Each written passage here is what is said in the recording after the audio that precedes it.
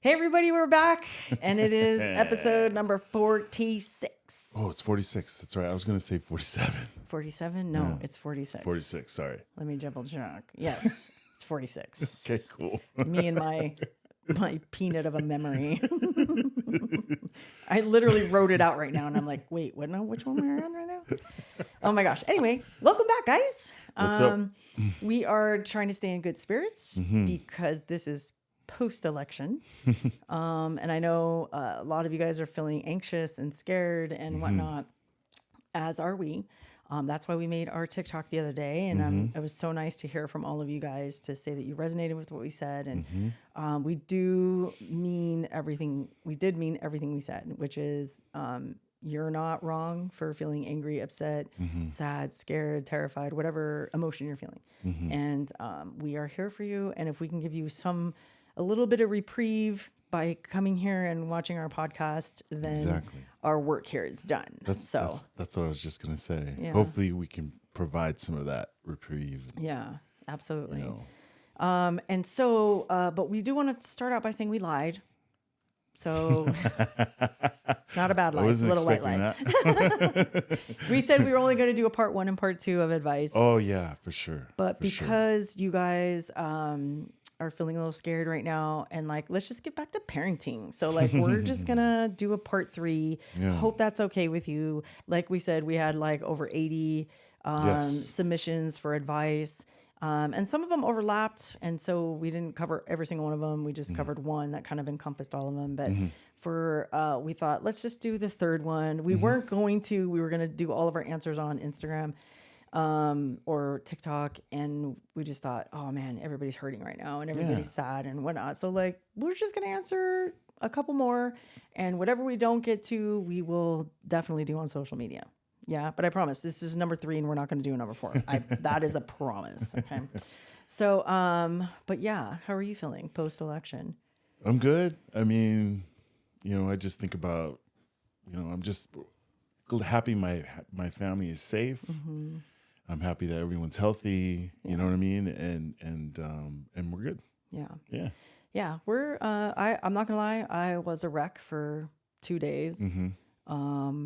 It was not fun. I was experiencing everything you guys were experiencing. And by the 3rd day, I finally felt like the light at the end of the tunnel of coming out of that funk and working out, going to therapy, hanging out with you, going on a couple dates. That was really fun. Was nice. That was really fun. And we should do that more often. I know. Jeez. It's just crazy because this life is so short, and we sweat the small stuff, and we shouldn't. And things that rock our worlds kind of recalibrate you, right? And then they're like, hey, like we should like just enjoy each other and our family and all that good stuff. So note to self, there's a little piece of advice that was unsolicited. So there you go. Okay, so we're just going to get straight into it. Yes. This is part 3, episode 46. And these are questions that you asked us, and it was a Ask Us Anything. And the first question that we're going to do for today goes like this. They said, this is going to be a 2-parter. First, have y'all ever done couples therapy? So, and how have you guys been able to maintain such a healthy, loving relationship for so long? So let's start there. Wow. That's cool. Thank you for asking that. The short answer to your long question is no. We've never been to couples therapy. No. But we do go to individual therapy. We do. Which actually kind of like, I don't know how you say it, like kind of cancels out going to couples therapy because we each have our own therapists, and then we come back. And you're supposed to, I never even thought about this. I know this, what I'm about to say, but I just never thought about it with us. Like when you go to therapy, you're not supposed to tell everybody what you talk about. It's called HIPAA, right? You're supposed to like keep all that stuff. It's for you. It's for you, right? But then as soon as we're each done, and we do them on different days or whatever, but like as soon as I'm done, I'll come out of the office or whatever, and then you'll go, so what would you talk about today? And I don't tell you everything. No, which is fine. I tell you the stuff that is between us. Well, things that will like I feel comfortable sharing with you, like about us or about something I was feeling about something else over here or whatever. And you do the same with me after yours. And then we just kind of talk about it. We talk about communication styles, whatever we learned that day. Sure.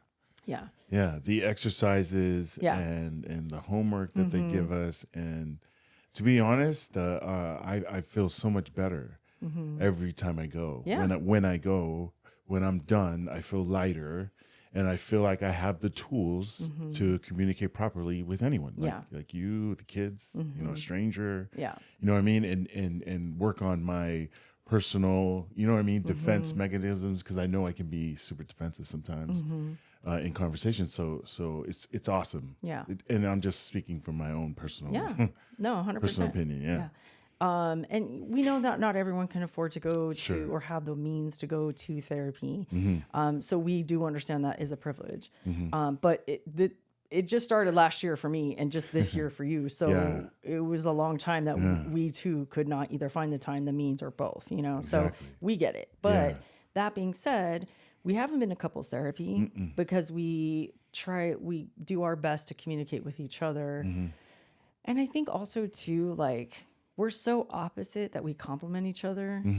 And then there's a little crossover in between that we're like-minded, which is like for instance, politics, right? It's not necessarily policies. There's a difference, right? Sure.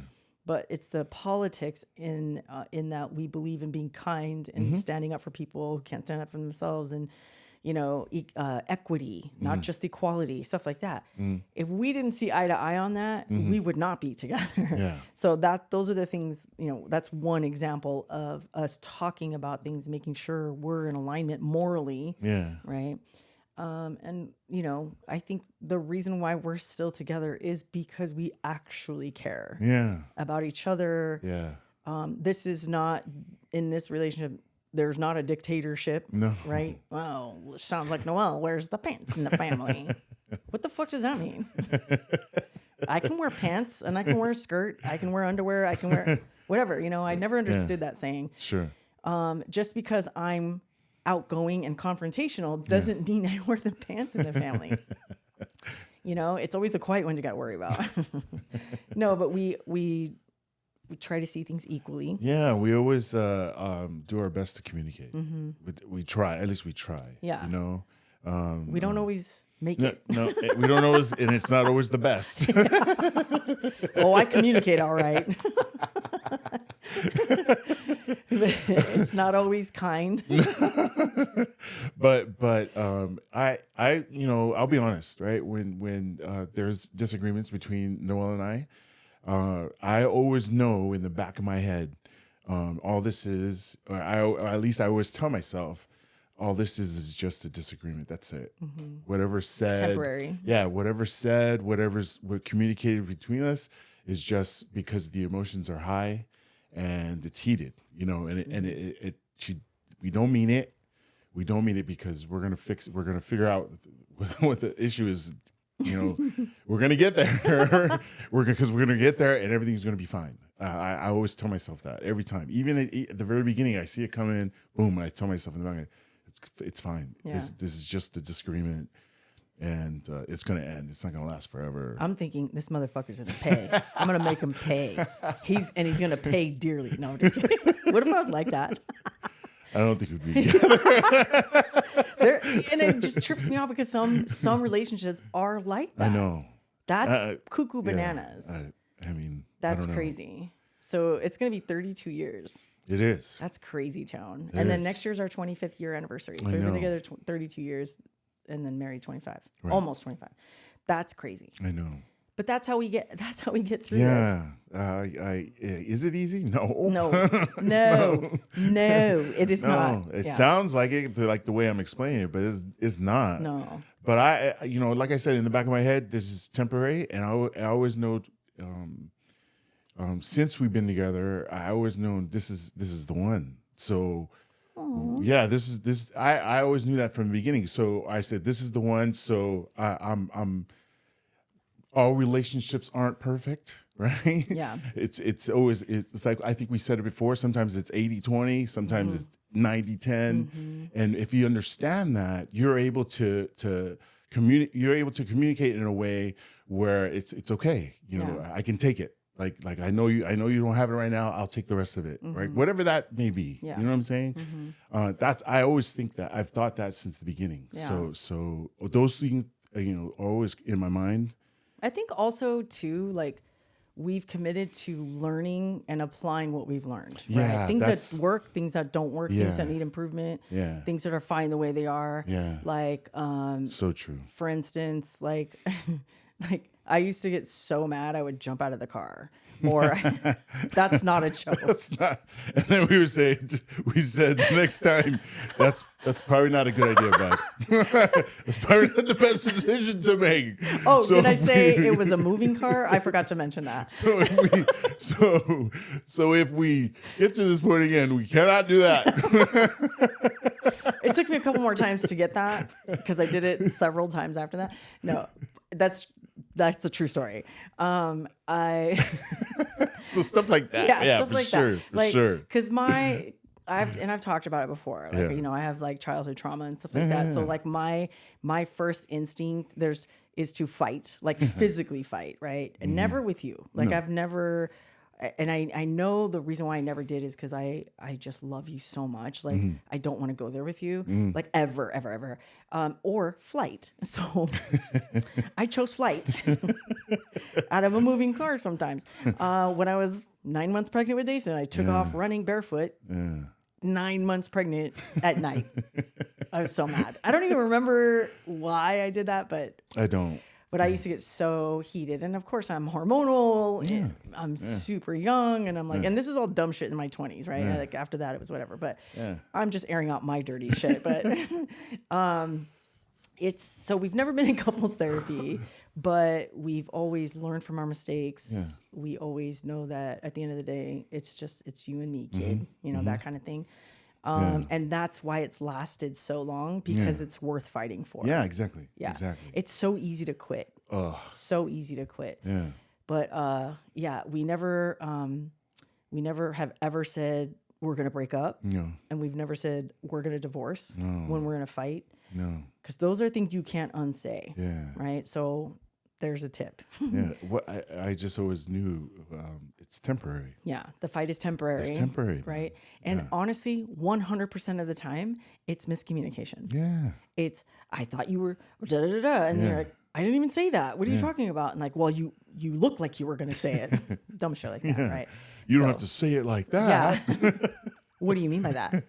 That kind of thing, right? So that's how we've had this healthy, loving relationship. And by the way, having fights, it is healthy. I know. If you don't fight with your partner, that means you don't care enough to even go there. Yeah. It's just like, whatever. What kind of relationship is that? I know. I'm all, oh, what did you say? Or he's like, what did you mean by that? I'm like, what? What are you talking about? So it is healthy to have, disagreements, right? Fights. But it is not healthy to not have fights, and it is not healthy to have physical fights or emotionally abusive fights and stuff like that. Just basically disagreements and miscommunication. Yeah. Right? Okay, so that's the first part of this question. The second part says, and secondly, this one is specifically for Noel. How have you learned to deal with your trauma and triggers while being in such a long-term commitment with a partner like Tate? I'm 27. Wait, is that what it is? Yeah. I'm 27 and I feel like I'm relearning new triggers. And unfortunately, that sometimes affects my relationship. Love you guys so much. Y'all definitely my favorite internet parents. Oh, so sweet. Thank you. Thank you. So how did I learn to deal? It took a long time because I would catastrophize in my relationship with him. He's too good to be true. Why are you being so nice? What do you want from me? That kind of, remember at the beginning, we'd fight and I would drag the fight out for so long because I'm like, it was almost like I was self-sabotaging. Sure. And I did that a lot. And that was from, childhood trauma and stuff like that, or, abandonment issues, that kind of thing. And I'm like, oh, let me abandon you before you abandon me kind of deal. So how I dealt with it was telling you my fears or whatever, once everything kind of calmed down or whatever. And then you just being a great listener. Yeah, I truly believe it was communication. Yeah. That's how we figured it out.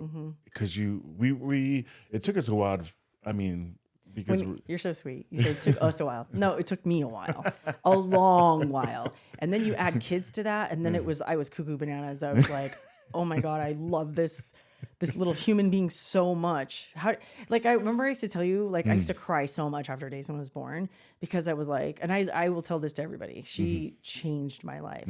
Well, you changed my life, and then having her changed my life, because if I didn't have her, I would have been dead right now, or I would have been in prison. Yeah. One of the two, because I was like, I had anger issues. I didn't trust anybody.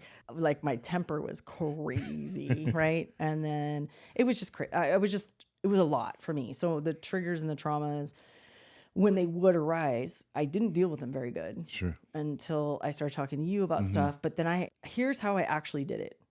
I had to trust someone that they weren't going to fuck me over if I told them how I really felt or what I was really afraid of. Yeah. Right? Yeah. And I trusted him. Not at first. No. That's what I said. It took a while. But I had to finally say, okay, I have to, because I really, really love you. And I really want this to work, but it's not going to work if I'm always in my head. Yeah. And I remember us talking about it because it was a great conversation. And I wanted to tell you, but I could tell you all I wanted, but it's not going to work unless you I say it. Unless you start talking about it, because what is it? I knew the stories, you know what I'm saying? I knew the stories, but you have to talk about it. You know what I mean? And how you were feeling and stuff like that. Well, just me, before you even knew the stories, I had to trust you enough to even tell you one story. Right. Okay, and then it became 2 stories. Yeah. And then it became 3 stories. Yeah. And then it was like, okay, I trust you implicitly. Yeah. And then I can tell you all of my all my shit. And here's the thing. When you do that and you open up, you got to make sure that person is the one that you can actually trust, because then the fear in the back of my head was, what if we break up? Sure. He's going to tell everybody how fucked up my childhood was. Like, by the way, who cares? You were a kid. It's not your fault. Yeah. But I just felt so embarrassed and so ashamed of that. Like, no one could love me because I came from that kind of childhood or that kind of environment. So, like, it took me a while, but like brick by brick, to like bring down my wall. Right. And then you shared with me some stuff, right? Yeah, I mean, just as a kid, trusted me. Yeah. Kids being bullies. I was being bullied as a kid. Yeah. And which is ironic, because you're a giant human being. But that's what they did to Donovan. He's such a big kid, and they took his kindness for weakness, and that's probably what they did. Yeah. Yeah, that's exactly what they did. Yeah. So you have to trust that person in order to kind of voice those things. If you can get into therapy. That helps relationships a lot. I would go to therapy personally first, and then if it makes sense for you guys, then go to couples therapy. Right. But it starts here first. I promise. Yeah. Because once you get, you break down all your shit, then it's easier for you to have a relationship. So that would be my advice to you, right? And it will affect your relationship, and it looks like it already is. So try that. That person has to be trusted, and then if you feel comfortable, if not, maybe, I don't know, if you talk to a friend, or I was just gonna say, you have to talk to someone.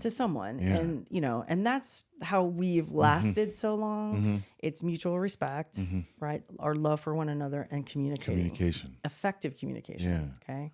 So, but thank you for your question. That was a great question. It was. Okay. The next up, we said, or asked, how do you deal with narcissistic people? It's draining me.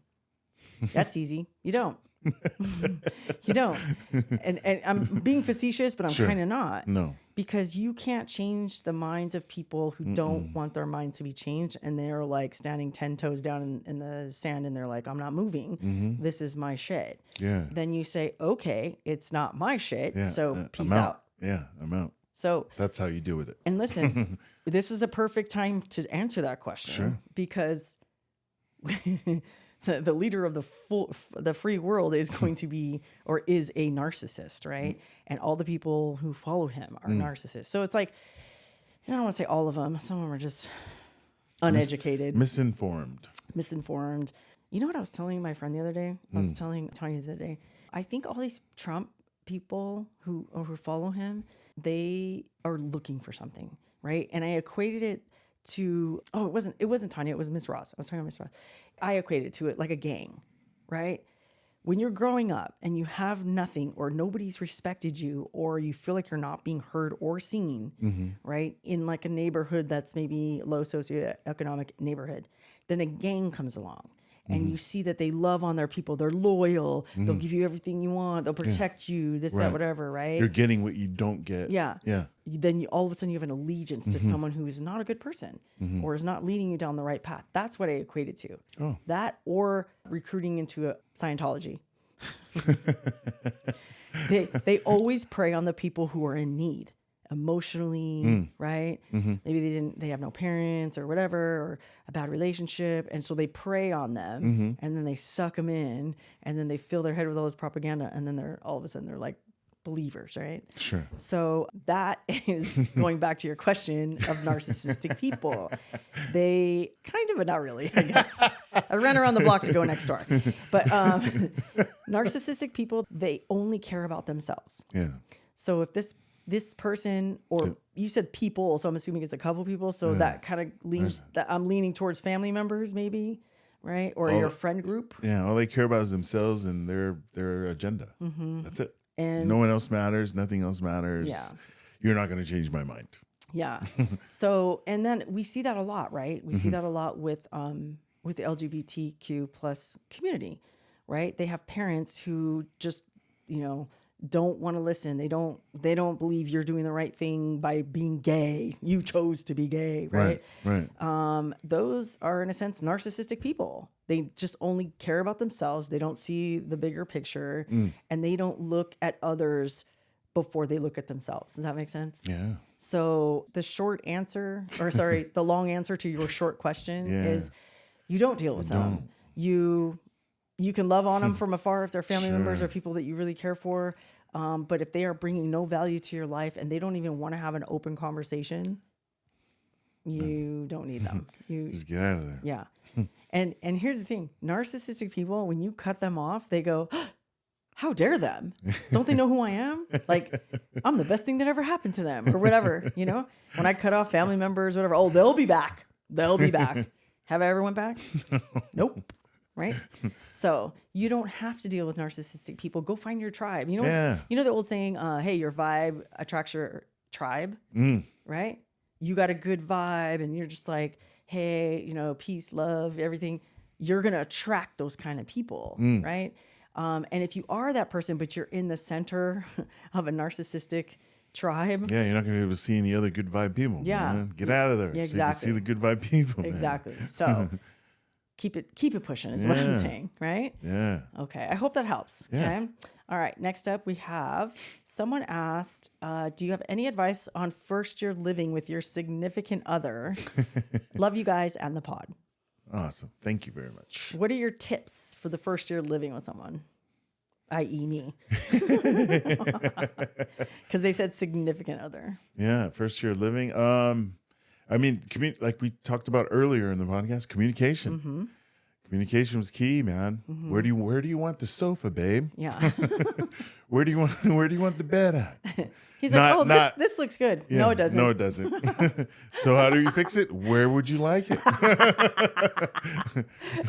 I get to move. I get to put the bed where I want. You can put the couch where you want. How about that? You want to get your idea in there? You say, I was thinking this. So what about you? Not me. I'm like, no, doesn't look good right there. Move it. You know what? That's like the first answer all the time. It's not. It is not. You're such a liar. It's not all the time. It's most of the time. It's 60% of the time. Every time. Every time. Oh my gosh. Here's what I would say. Because advice from our first year living, I don't even remember what that looks like, but I can tell you this. If you're moving in with your significant other, the first thing I would talk about is, and this is, I'm assuming before you move in with them, talk about finances.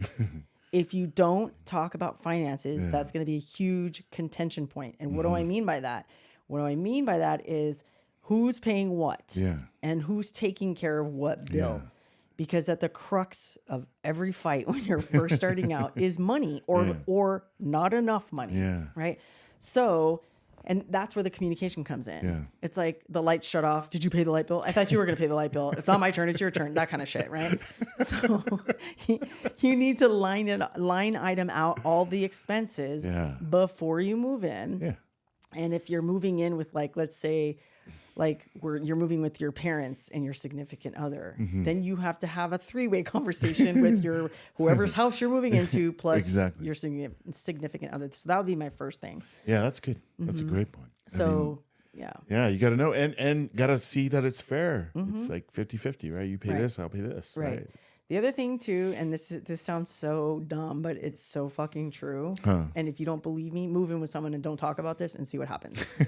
If you don't divvy up the chores, you're going to be hating life, right? Fuck around and see what happens. Yeah. Fuck around and find out, right? You need to, with us, it was never an issue because we both are clean freaks. So like we would like just together we'd be like, then, exactly. And then I'll do it and you'll do it. And then it's whatever. I mean, it's become a thing where I just do this and then you just do that. It's like no big deal. And it's just, but that's years and years of like practice. But like, and it just so happened that we're clean freaks, right? So it's like, okay, like we don't have to ever worry about that. We never did. But I have had friends who were like, what do you mean you're playing video games and you're pissing all and shitting all over the back of the toilet? What the fuck? Like, go clean it up, like that kind of thing. Or pick up your clothes. Why do you undress all the way to the room? Like, there's a trail of your fucking clothes. Pick them up. Like, did you ever see that trend on TikTok last year? It was like, tell me, it was something about, the shit women deal with their husbands, right? And people would take video of like a hamper and then their dirty chonies right next to it on the floor. Like she would pan into the chonies and then pan over to the hamper and then put it in the fucking hamper, that kind of thing, right? And then one lady, like she opened the fridge and was videotaping and pulling out the carton of milk and going like that. There's nothing in it, but there's an empty, you know what I mean? Stuff like that. So why do I say that? Because cleaning and keeping your space clean keeps it free and clear of anxiety, right? So like who's doing what, right? That's a big deal. Yeah. Right? So that would be my top 2, like finances, who's paying for what? And that includes groceries. Sure. Who's paying what for what and the chores and keeping the house clean. Anything else? No, that's it. I mean, just communication. Yeah, communication at the top of the list. So those are the top 3 things. Communication and all that's perfect. I mean, I don't see how you can go wrong if you just follow that. Yeah. So anyway, good luck. Good luck. Keep us posted on how it goes. Okay. The next one is, what do I do if my parents find out I'm not Christian anymore and want to keep preaching to me? I'm asking you this because you came from a very strict, faith-based house. Yeah, I'll be honest. I think my dad realized at some point I wasn't going back. So he would stop talking about it on his own and not pressure me. And then we would just talk about how the family is, how the kids are doing, and instead of church. And then at the end, when we were wrapping up our conversation, then he would say, hey, you need to go back to church. But he would just just suggestions. Yeah. That's what it turned into. So it just eventually kind of faded into that. Yeah. You know what I mean? But this person is saying they want to keep preaching to them. And that tells me it's like awkward. It's frustrating. Right? Yeah. Do they live on their own? I don't, that's the only question. Yeah. So, yeah. I mean, I'm sure they're an adult, and they're at a certain age, right? If Well, they haven't found out yet. So they're saying, what if my parents found out? So here's my take on it, right? I would just tell them. Yeah, I was just going to say don't wait for them to find out. Yeah, just tell them. Right? Because then that just makes it worse for you. Yeah. So it's not going to be easy, especially if they're like Bible beaters, if they're like in it, right? Like in the trenches with their church. And they think that you're supposed to be in it too still. Yeah. And you don't, follow that anymore. I remember now, sorry, I don't mean to interrupt, but I remember now having those conversations with my parents. Are you still going to church? Yeah. And I wasn't going. Yeah. You still going to church? Yeah. And I wasn't going. And then for some reason, one day I just said, no, I didn't go. Why not? And then they started doing it. And then it's just fading into, they just stopped talking about it. But I remember telling him, no. And I don't know why I told him. But they lectured you for forever. Yeah. Forever. Yeah. It was nonstop. It was why, and then he didn't get a chance to answer, and they would just keep lecturing, and then it was like, all right, they're doing all the talking. I don't have to say anything, but I'm not telling you to do that. No. What I'm telling you to do. I just remember doing it. Yeah. I'm telling you, it is always best to just be open and honest with them, and then take it for whatever it's worth. Take the backlash, the lecture, whatever, and just, give them your honest reasons and then go from there. Yeah. And if they want to still preach to you, my recommendation depends on how close you are. So that would depend on however close you are. It would depend on my response, right? So if I was really, really close with my parents, I would just tell them, please respect my boundaries. Like, I just don't want to talk about it. I just want to love on you, and I want to visit you, and I want to hang out with you in there. And can we just please keep that at bay? If you don't have a good relationship with them, then you can just say, I don't want to talk about that. Or if you keep doing this to me, I'm not going to come over anymore. Yeah. You know what I mean? And those are very hard conversations to have. Very, very, very hard conversations. Especially if it's family. Can you imagine if they were also narcissists? That would be pretty bad. And I don't know. Maybe they are. I don't know. But at the end of the day, you do what's best. I know I'm such an asshole because I'm very confrontational. So like I'm trying to say, okay, if I wasn't confrontational. And so is worst case scenario. This is worst case scenario. You see this? I'm going to bring out Mike and Ike, and then you're going to have to talk to them. Right? So, and if you didn't get that, Spotify listeners, I'm holding up my middle fingers.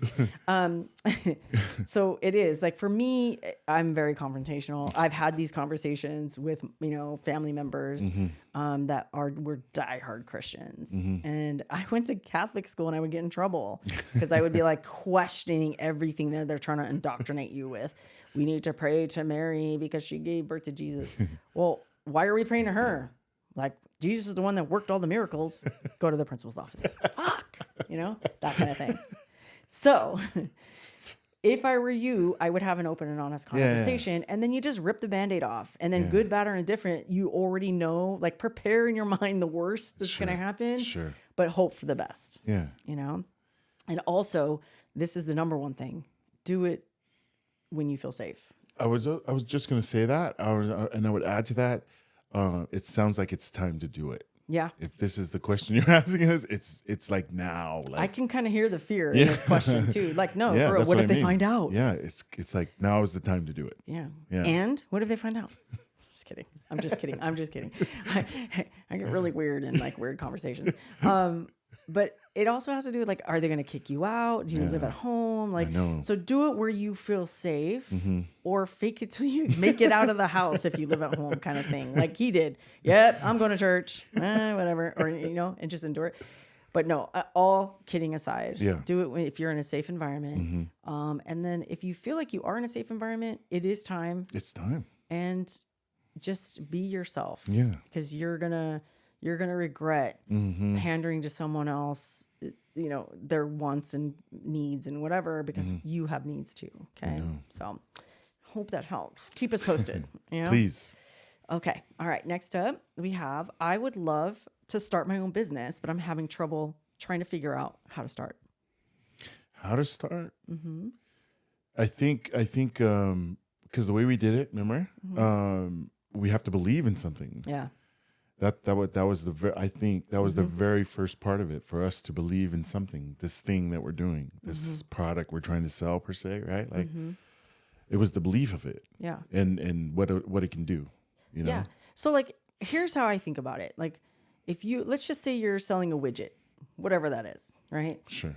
If you love it so much, like let's just say you're making, I don't know, what are those like. You're making ashtrays with people's faces on them. Like, I don't know. I'm just making this up, right? And you're making them and you love them so much and you think it's going to bring joy. And it brings you joy making them, and it's going to bring joy to someone else because there's a need for it. Then that's the first step, is you got to have the idea and you got to love it and you got to believe in it, right? Then the second thing is always finances. So you have the idea and you're like, okay, how am I going to pay for this, right? Start small, but I would literally go online and research whatever it is that you're doing. If someone else is doing it, it doesn't mean the market is saturated and no one will buy your shit. It just means there's always space for you, but you have to know what people are looking for. Yeah. Right. So go on Etsy, see what people, look up your product and see who else is doing it, see how much they're selling them for. and see what the versions are of whatever it is that you want to do. Yeah. And you literally have to write it all down, everything I'm telling you, right? You have to write your idea down. You have to like research what you're going to do and who else is doing it and how are they doing it and are they doing it better and are they kicking ass and making money? Yeah. What are they selling it for? Yeah. Yeah. And What is it? yeah, what's go the ahead. cost and the price point and Yeah. what is going to be your return on investment, which means I sell this for I make this ashtray and it costs me $2, but I'm going to sell it for $7, right? That's $5 profit, right? After you pay all your expenses, stuff like that. So it sounds very convoluted, but it's not if you keep it super simple. But you should write out a little business plan, even if it's a 1-pager, right? So that's how I would do it. I would have the idea first and make sure you believe in it. And like I would, if someone made this for me, this is how my ideas come. Sure. If someone I need this. If I made this, it would sell like hotcakes. You know what I mean? So have your idea, write it down. Then go online, research, write it down. Then research how much it's going to cost. Like, what do I need to make it? Yeah. What is that going to cost me? And then, research how to get on Etsy and how to sell your shit. Yeah. The competitors, what are they doing? Yeah. So these are broad strokes of how to start a business, but I don't know what you're making, so I don't know really. That's basically that's the template, Yeah. right? You got to believe in it and know that there's a need for it. Yeah. Right. Well, sometimes you don't need an ashtray with someone's face on it, but I want an ashtray with someone's face on it kind of thing, right? So is anyone interested else, and is anyone else making it and how are they doing in sales kind of thing? You know what I mean? And then, here's a hack. Like go on Etsy, find out what it is if someone else is doing your thing, and then go in their comments, like their reviews and see what people are saying. Oh yeah. Hey, this ashtray is so awesome, but there's only, one place for whatever. Like I had an idea for weed pens. I'm not going to tell you what it is because I still might make it. And I'm going to ask my cousin Mayo to help me make it because I think everyone needs what I want to make. Sure. Right. And he has a 3D printer. So that's a need. I have a need for it. I'm sure someone else has a need for it. Then you go online and see if someone else makes it and then look in their reviews to see, can they make it better? And then you go and do that. That's a hack. You're welcome. Quick. Okay. Let us know what your business is. Yeah, please. We'll pimp it on here. Sure. Yeah, exactly. Okay. Next one up is what do you do to get yourselves out of a funk? Love you guys so much. Oh, this is good. Yeah, I experienced quite a few funks in a day. So, I hear you, brother. one thing Funky for sure. town. I'll take you to Funky Town. Sorry, guys. Yeah, it's funky town like 5 or 10 times a day. I know. And so one thing's for sure for me, I know what helps me is the gym. When I go to that centers me, that resets me, that definitely clears my mind. Sometimes you get in a funk at the gym, though. I do. And what do you do to get out of it? I just keep working, doing whatever it is I'm doing, the routine, because I know that's a funk. No, listen, wait. I'm in the funk at the gym. So I tell myself, I know I'm in a funk. I'm just going to do my workout because I know at the end of this, the funk's going to be gone. Okay, I think we have two different definitions of what a funk is. What? For me, when I read this, I felt like if I'm in a funk, that means I don't want to do shit. Sure. I'm bored with my job. I hate going to school. I have no motivation to do shit. That's a funk for me. Your funk is what? I have anxiety. I don't feel right. I'm not feeling myself today. I'm kind of lazy. That's what I consider a funk. Okay, so we have two different definitions. Yeah. So if someone doesn't go to the gym, that's not their jam. No. No, I'm asking you. Yeah. If someone doesn't go to the gym, that's not their jam. What advice would you give them to get out of their head or their funk, according to your definition? Okay, so according to my definition, another thing I like to do is play video games because I don't have to think about anything else. So that'll kind of clear my head. And a lot of times, if I feel like I'm in a funk and I play video games, when I'm done, I'll take a break. Like I'll go take a piss in the middle, and it'll come to me. It'll come to me why I was in a funk, and then I go, okay, I know what to do, and then I'll fix it. You know what I'm saying? Yeah. But it's because I have to clear my mind. So video games help me clear my mind. So doing an activity Yeah. that's fun and kind of mindless Yeah. to kind of like turn off your brain. Yeah. Okay. Yeah. So for me, when I'm in a funk, Mm-hmm. I don't want to work out. I don't want to go to work. I don't want to, I don't want to do anything basically. Sure. And that's because you're not motivated. Mm-hmm.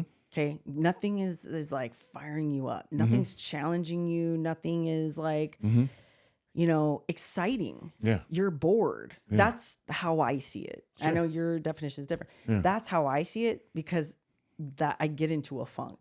Like, in fact, I'm in a funk currently.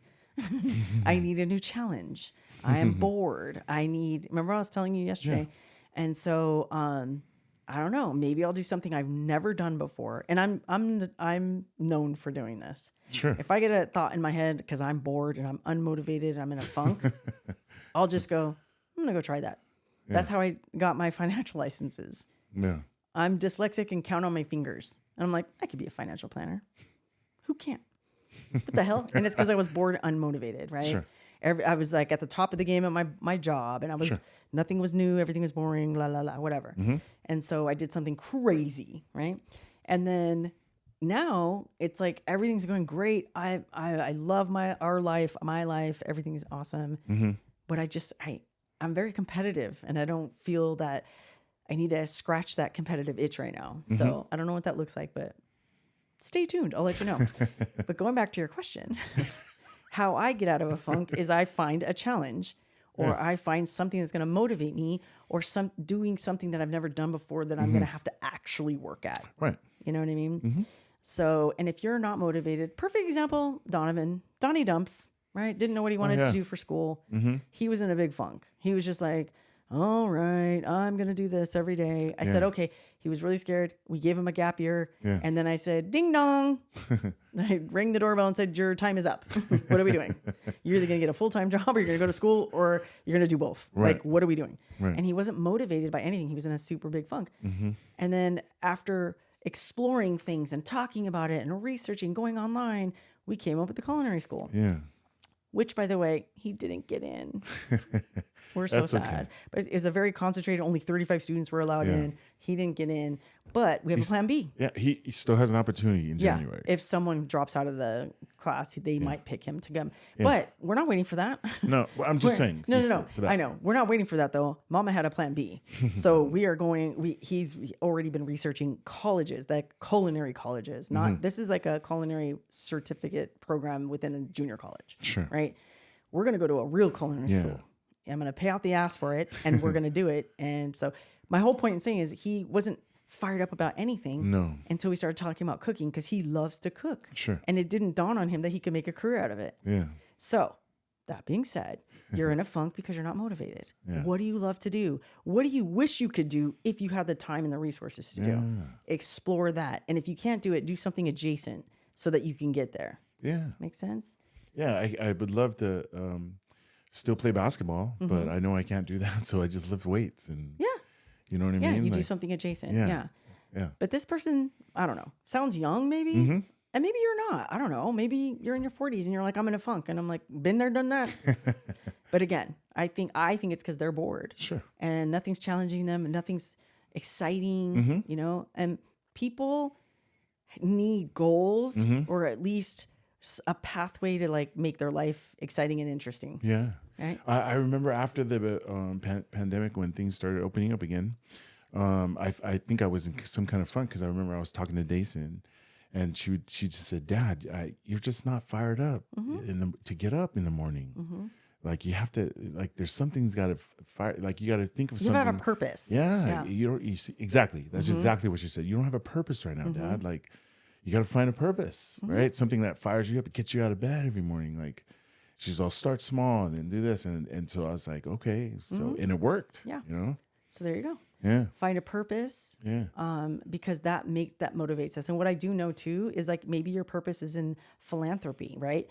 People will work harder for someone else than they will for themselves. So maybe that will motivate you, whether it's like giving back or working at a shelter or teaching at a school or something, right? Whatever fires you up that you haven't even thought about, or, oh, I can't do that. That's too hard. Maybe it's not. Maybe this is the perfect time because you're already at the bottom of the barrel right now. You're in a funk. So maybe that will inspire you. right? You're not inspired. So Exactly. okay, cool. Thank you for your question, and keep us posted. Yeah, Let us know how that goes. Okay, and then let's see. The next one is: do you have any advice on creating and maintaining a successful podcast? No. Nah, we don't. We're successful. What? We're on the. You know they have like micro influencers, macro influencers, mega influencers. We're micro podcasts right now. But here's why I know we're successful. Sure. Because people are communicating with us. You guys are following us on Instagram and TikTok. You're commenting all the time. And, you know, all two of you. Just kidding. You're asking for advice. You're asking for advice. Yeah. So I consider us successful. And Sure. even if we had no fans, you know why we'd be successful? What? Because we are consistent. Yeah. And we said we were going to do it. And we say what we mean. And what is it? Mean what we say. Yeah, mean what we say. Yeah. My dyslexia is kicking my ass right now. I was like, wait, what was it again?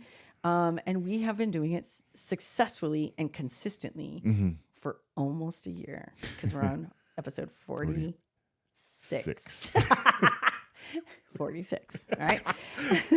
So I would say consistency. Yeah. Okay. Big time. That is the number one pitfall for anyone who tries to do a podcast. Yeah. Have you ever looked up anyone on like YouTube, like their podcast, and then you can see they posted in January, but then didn't post again until June, and then didn't post again until like, you know what I mean? Not consistent. And that's how you won't build a following if you are not consistent. Sure. So I would say consistency, and then maintaining it is also consistency, right? Sure. So creating it is talking about things that you enjoy. Yeah.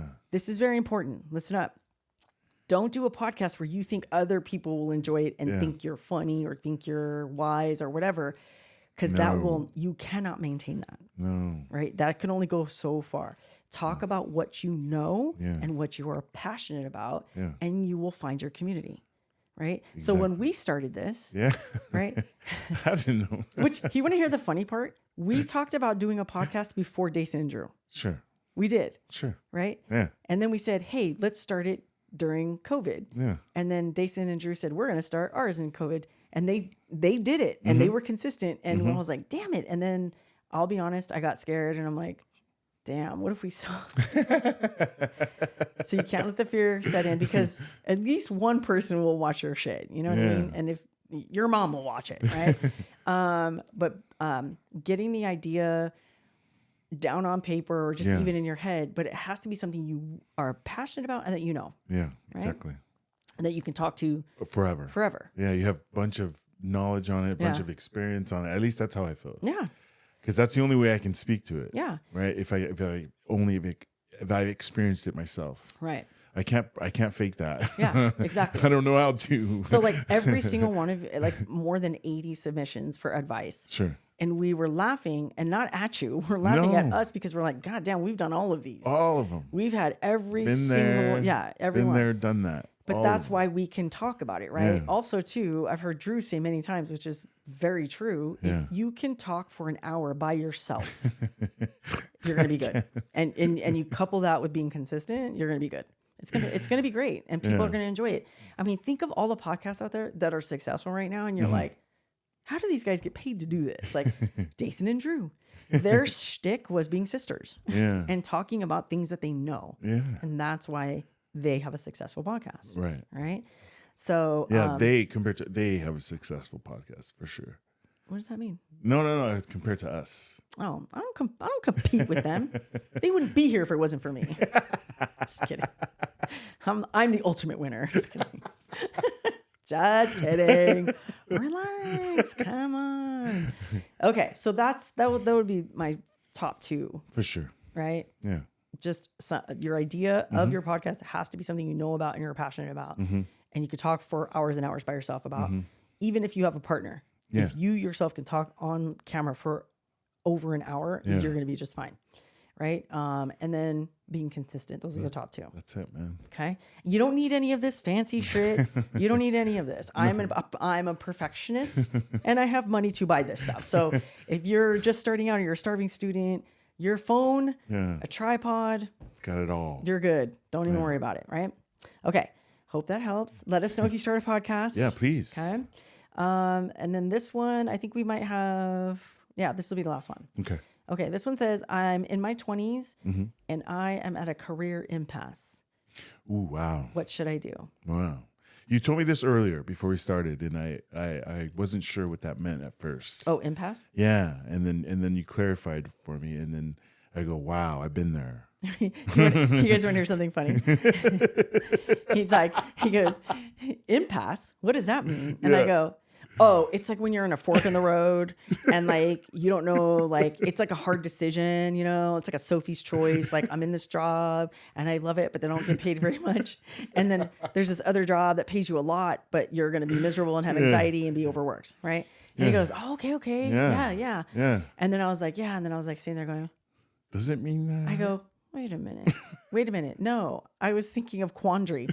Impasse, quandary, totally different. Two words, two totally different words.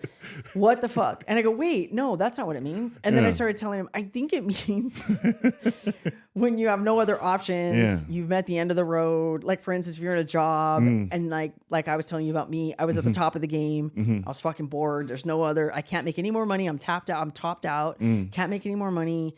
And I can't get a higher position. Yeah. Because the next position up is owner of the company or CEO or owner of the company. Stuff like that. So I go, I think it means that. And he was like, what the hell? He goes, I like the way you said the first definition, like with your whole chest. you said it so confidently. And I'm like, oh, this is this is that. And I go, but you believe me, didn't you? And he goes, yeah, I did. Because I didn't know what that word meant. I was like, shit. And he goes, should we look it up? And I go, yeah, let me look it up. Because I was like, how embarrassing would that be if I talked about it, right? So I looked it up and I was right on the second one. Because I was thinking of the word quandary. I don't know. It was... Anyway. Any thoughts? If you were at a career impasse. I was. Mm-hmm. I think there was room for Oh, yeah, you're right. You were just... That was the other question. You were just bored. And I was just bored. Yeah. I knew I didn't want to do it from the jump. Yeah. That's why. Yeah. It was just a means to something else. A means to an end. Yeah. I was always looking. Yeah. For sure. And I'll tell you this, move, go get it. make your decision. You know, like I understand you're at a career impasse. Is there something else you're looking at? Because if you are, go there. Mm-hmm. I hope that makes sense. Yeah. So if you're at a job, or your career, right? Because I need context because I'm the OCD girl. But like, a career and a job are two different things, right? Right. So a job is like working at In-N-Out. Sure. Right. That's a job. You're doing it to make money. The end. Yeah. Right. You're not going to be a professional hamburger flipper for the rest of your life. That's not your jam. Right. Yeah. Like, it's a job. Yeah. A career is something that you really study for, and then you go to school for, or you take a certification program, and then you get it, and then you go into that career. Right. So if we're talking about career and you're at an impasse, meaning the career you chose is a dead end job for you because for whatever reason or reasons, it's okay. Yeah. Go try something else. I told you I went from doing PR for 25 years. Oh, that's right. Yeah. I did public relations for 25 years. And then one day I woke up and I go, I don't want to do this anymore. And I said, I'm going to be a financial planner. Yeah. Right. And that came from seeing family members lose their houses and lose money and not have life insurance and stuff like that. And so I'm like, how hard is it? Why isn't anyone helping these people? So I identified a problem, and then I went and got the schooling that I need to do that. And then I did that, and then I quit the other job. And I made hand over fist in what we do now, as opposed to working for the man. Right. That all to say, doesn't mean it's not scary. Sure. Right. If you chose a career, if that's what we're talking about here, and you chose a career to be an architect, let's say. Yeah. And it's like, nah, I don't want to do this anymore. And go get another certificate or another degree and go do something else. It's fine. You can change your mind. It's okay. Did they mention that their age? They're young, right? No. This is the entire question. I'm in my 20s and I'm at a career impasse. What should I do? Go move. You're so young. You have so much time. And guess what? You can be like me and you can work a whole bunch of different jobs or have different careers. Yeah. Right. So I went from PR to financial literacy, financial consulting. But it took me a while to get there, and it took me a long time to cut the cord because I wanted, and I really wanted to work for myself. Yeah. So that's scary. Yeah. So you got to line stuff up before you jump ship, but you're only 20. Yeah. If you decided, I'll give you another example. I wanted to be an attorney, went to law school. Yeah. And then I'm like, this sucks. I don't want to do this anymore. So I changed paths again. Yeah. It's okay. The cool thing about this and being in your 20s, you can change your mind. And you have time. You have time. Yeah. To find the one you want, find the one to make the money you want and feel good about it. Yeah. And here's what I don't want you to think. Oh my God, I'm 26. I'm so old. Everybody's passing me up. Not true. No. Not true. Not true at all. Yeah. You know, there's been people who have like kicked off their career at age 40 or 50 or 60, right? Time is on your side because you're in your 20s, but time is not guaranteed. So you're kind of working on a clock, right? So go do what you love. Yeah. Go do what you love. Yeah. I was playing football at 26. You know? Yeah. Oh yeah, I know. I was in school and I was taking care of the kids while you were gallivanting around the country for a professional football team. So you can change your mind anytime you want. But I would focus on what do I love to do? Yeah. And how can I make money off it? Right? So if you love to, like, I don't know, let's say paint, right? You have love art or whatever. Find something in that field. Maybe it's not actually painting, but maybe you become a graphic designer. Maybe you become an editor, right? A film editor, social media editor, all kinds of cool stuff you can do. Yeah. You're in your 20s, you got time. Yeah. But I would focus on what do I love to do and how can I get paid for it? That's simple. Yeah? It's obvious where you're at is you're done. Yeah. You're done. Yeah. It sounds like you're done. And also, is that the career you chose or is that the one your parents told you should do? You know what I mean? Yeah. So anyway, hope that helps. Let us know what your new career is. Keep us updated. New career. Yeah. All right, you guys, that's it. Hope you guys enjoyed this. Please keep us updated. I'm not joking. I know. We want to hear about all of the good stuff that you guys do. And all the moves you guys make. Yeah. Hey, team, check in with your mom and dad. Okay. We want to hear all about it. Okay. So before we end, I thought this would be really cool. This is off the cuff. Tate has no idea what I'm doing right now. I pulled up my phone and I go, wait, I want to do something really quick. A lot of you guys DM us. Brain blast. Yeah. Oh, I had a brain blast. A lot of you guys DM us and, ask questions or, tell us, thank you so much. I love that your whole family is doing this because we get a different, take on each podcast. Right. And we got 2 DMs. And I'm not going to say your names because you didn't give me permission to. So I'm just going to read what they wrote. Sure. And if it's you and you feel so comfortable, drop your name and let us know that was you. But I wanted to read these because I thought they were so sweet and they made me tear up. So it says, hi, I just wanted to let you know that you inspired me to quit a job I've been at for 9 years. I don't know what I truly want to do. I knew I didn't want to be there. Thank you, with a heart. I'm going to cry right now. That sounds like the last question. I know. Career impasse. Dude. Are you listening? For 9 years that you hated. And I am so excited. So proud of you. Listen, it's going to be scary, but you will never work harder for anyone else but yourself. So even if you don't know what to do yet, just go do it. The last job that I ended up having, before that I had another job, right? In another company where I was doing public relations. And I was so fed up with the way they treated me because it was very misogynistic, right? Male-dominated industry in engineering. And the owner was a misogynist. My boss was, but he was kind of cool, but then he wasn't, right? Then his true colors were coming out. But anyway, long story short, I called him and I said, because I was supposed to get a big raise, I won this multi-billion-dollar job for the company. And I was like, kind of low on the totem pole at that time with regards to everyone else and all the engineers. And I helped them win that. If it wasn't for me, they wouldn't have won it. And I was promised like a big promotion, a big fat $20,000 bonus, all this stuff. And what I got was an iPhone. My boss took me out to lunch and he's like, hey. And then I thought it was a joke. And I had the box like this and I was like, I thought there was going to be a check inside the iPhone. This is when iPhones first came out, right? Sure. And I was like, what is this? And he was like, well, we can't give you the right. Then he gave me the song and dance, right? He wanted to take me out to lunch. Yeah. He wanted to give me this fancy new iPhone that no one else had. None of the other companies had iPhones. They all had Blackberries at the time. And he was like, oh, yeah, trying to butter me up before he gave me that shit, before he broke the news to me. And I said, I shoved it across. I said, you're a joke. This company's a joke. Consider this my 2 weeks notice. I got up. Yeah. And I said, fuck you after that. But I got up, fuck you and your phone. And I walked out. And remember, I called you crying. Yeah. But not from tears of, oh, it was like, this motherfucker. I was like so mad, right? It was a building. Yeah. It was building. Because you overlook stuff. Yeah, right? it was building. And that was just that was the catalyst that made me the tipping say, point, man. You're just over it. peace out. Right? Yeah. We're fighting in the front yard. Yeah. Because there were nights we had conversations. You said, fuck this job. I'm quitting. Because I kept winning job after job after job. And then you'd wake up in the morning. No, I'm going to do it again. Yeah. I'm going to work hard. I'm going to change this. I'm going to do better at this. And then you did it. And then same old shit.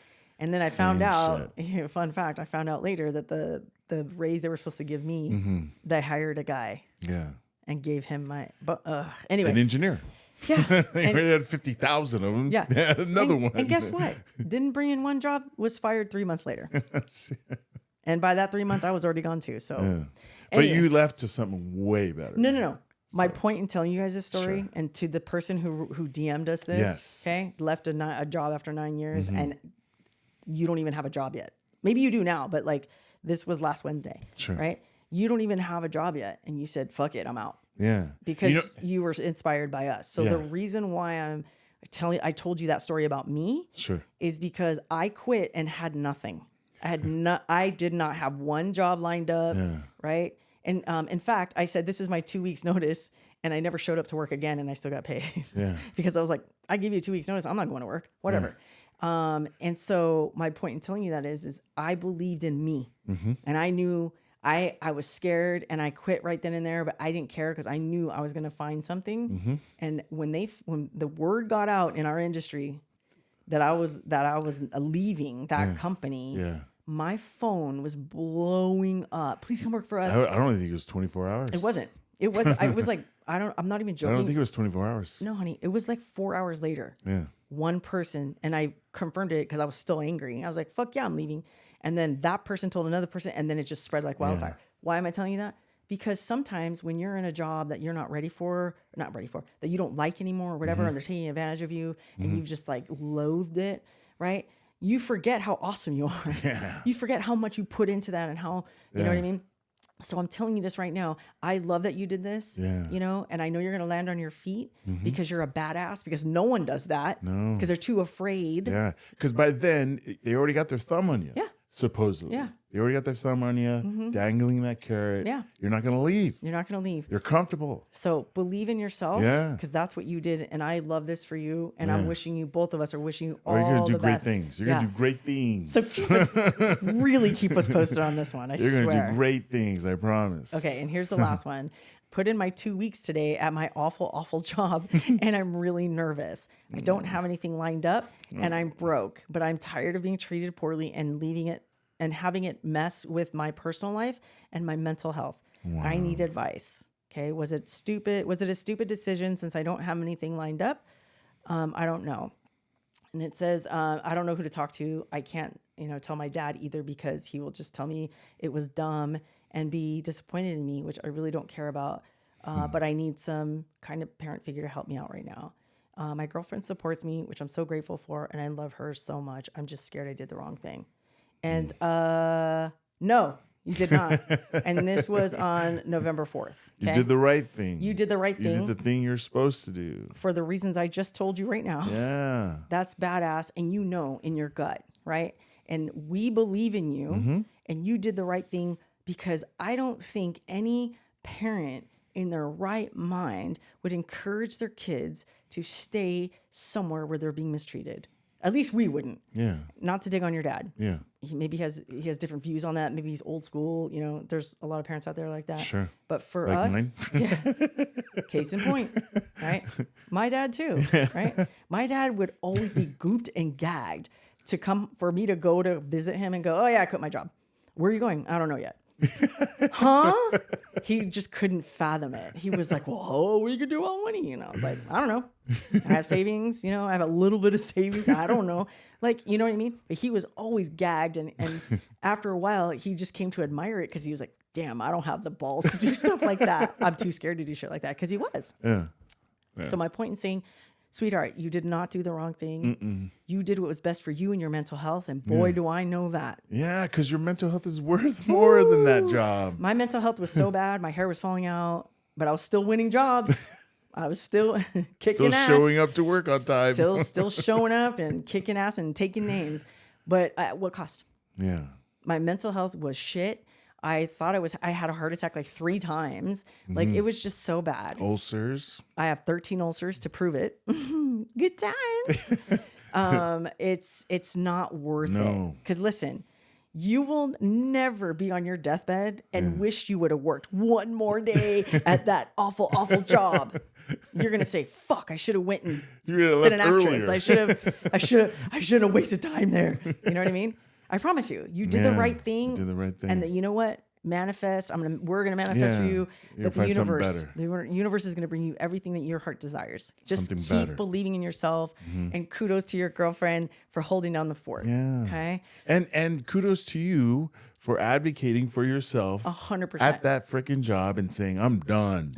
That's kudos to you, man. 100%. You did the right thing, sweetheart. And we're so fucking proud of you. Yeah, big time. Please keep us posted. Please, please, please. Okay. Yeah. All right. I think that's it. You good? I'm good. Okay. See, my brain blasts. They're so awesome, right? All right. We love you guys so much. Please keep the DMs coming. Thank you for joining us. Yeah. And be on the lookout. We're going to do a couple of little reels and answer the rest of your guys' questions because there are quite a few. But be patient with us. We'll get as many out as we can. Right. But we love being here. Yeah. It's our favorite thing in the world. Yeah. And this was one of our passions so that we don't get in a funk. So we're like, let's do something to help others. And that always makes you feel good and get out of a funk too. So there's another little hack for you. Before we close out, we do the opening handshake. I know, I was just going to say that. We got to close it. Let's close it out. And for those of you on Spotify, hurry up and get on YouTube and you can see our secret handshake. So, all right, you guys, we love you so much. And we will see you next week for episode 47. Love you guys. Love you guys. Bye. I said I was ready like 5 times. I'm looking at you going, hello? Why is no one ready? This mic is going to be the death of me. You know what this reminds me of? Remember in Pretty Woman when they were at the opera and she kept using the binoculars and she's like, mine are broken. Mine are broken. And then he like flips them over and she goes, oh. It smells like a fart. Did you fart? And I'm all the way over here. You know what I think you farted and got up and then you crop dusted yourself. No. Stupid. It was so bad. You're sitting on your own chair. I'm way over here. It wasn't me. Yeah. Because they're calling us their internet parents. Yeah. You're okay. Like, I'd like to know what you're doing. Yeah. Hey, team, check in with your mom and dad, okay? We want to hear all about it.